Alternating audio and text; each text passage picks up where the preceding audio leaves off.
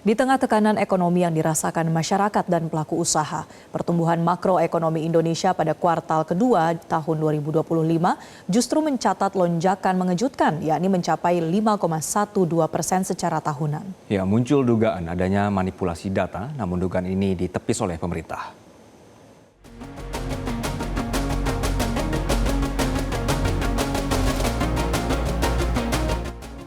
Badan Pusat Statistik atau BPS mencatat pertumbuhan ekonomi pada kuartal 2 tahun 2025 mencapai 5,12% secara tahunan.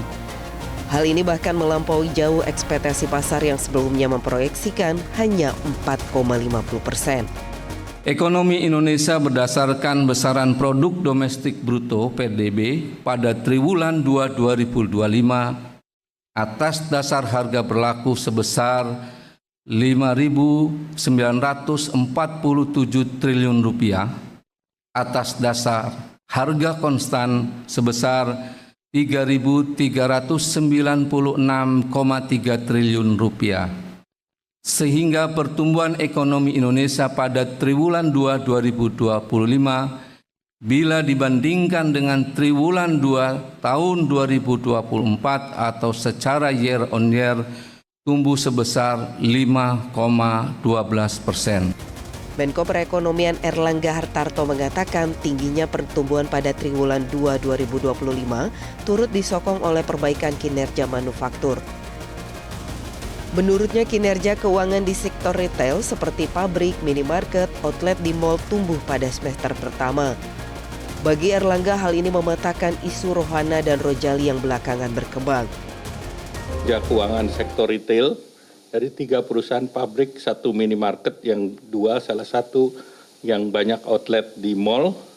Seluruhnya semester 1 ini pertumbuhannya mendekati 5%, 4,99%, 6,85% dan 12,87%. Ini menunjukkan bahwa terkait dengan isu rohana dan rojali ini isu yang ditiup-tiup. Jadi faktanya berbeda dan tentu ini yang harus kita lihat. Sementara itu Menteri Keuangan Sri Mulyani menegaskan pemerintah akan tetap berpedoman terhadap data yang dikeluarkan oleh BPS yang telah menjelaskan data pertumbuhan ekonomi tersebut secara detail mulai dari metodologi hingga sumber informasi. Selama ini menggunakan BPS kan ya, jadi BPS tentunya menjelaskan mengenai datanya, metodologinya, sumber informasinya. Kita tetap mempercayai BPS ya sebagai satu institusi yang tidak, ya kan kita lihat semua indikator berdasarkan BPS, data sen mengenai rumah tangga juga dari mereka. Jadi saya rasa BPS tetap berpegang kepada integritas dari datanya. Pertumbuhan ekonomi yang melampaui ekspektasi ini sontak menimbulkan pertanyaan di kalangan pengamat dan pelaku pasar. Apakah capaian ini benar mencerminkan kondisi ekonomi real di lapangan? Pasalnya kini menurunnya daya beli masyarakat Indonesia di mal belakangan telah memunculkan istilah baru yang ramai di media massa. Istilah tersebut yakni rojali atau rombongan jarang beli dan rohana atau rombongan hanya nanya. Kendati terkesan lucu, namun fenomena itu menggambarkan perekonomian masyarakat Indonesia yang sesungguhnya. Menteri Sekretaris Negara Prasetyo Hadi meminta fenomena ini tidak ditanggapi sebagai lelucon. Menurutnya fenomena rojali dan rohana muncul karena dipengaruhi banyak faktor. Jadi tidak hanya 1-2 komponen. Bahwa komponen-komponen itu adalah hasil dari program-program atau kemudian kalau dari sisi pemerintah itu adalah hasil dari stimulus-stimulus yang itu disiapkan oleh pemerintah ya memang demikian.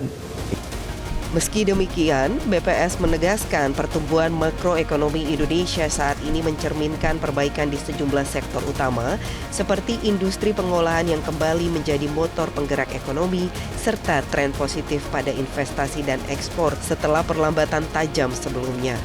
Tim Liputan, Metro TV. Jelajahi cara baru mendapatkan informasi. Download Metro TV Extend sekarang.